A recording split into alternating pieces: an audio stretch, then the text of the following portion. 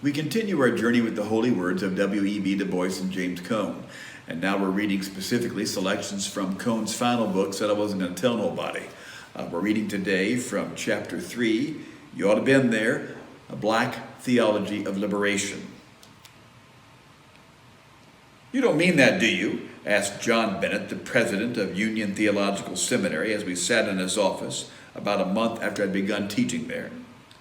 A statement in my first book, widely reported in the media, had been called to his attention by several professors and students in the seminary community.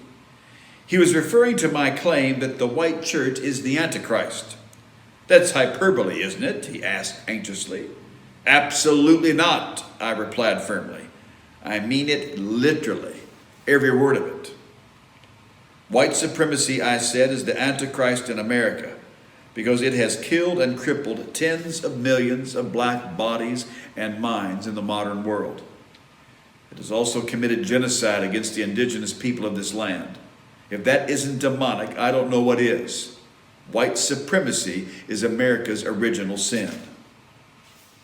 The fundamental problem that troubled me was the relationship between the gospel of Jesus and the reality of black suffering and black resistance, as defined by the civil rights and black power movements.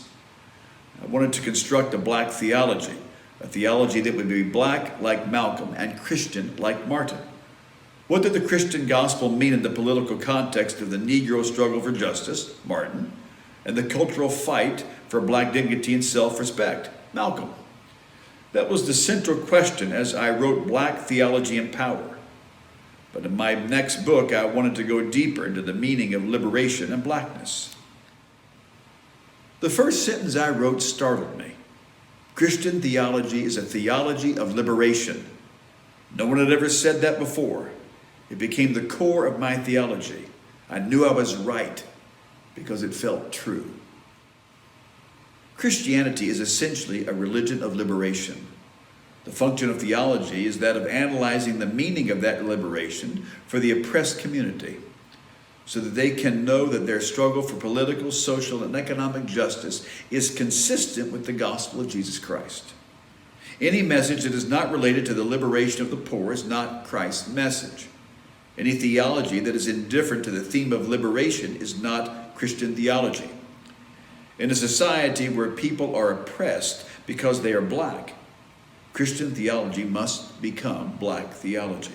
A theology that is unreservedly identified with the goals of the oppressed community and seeking to interpret the divine character of their struggle for liberation. Peace and blessings on the way.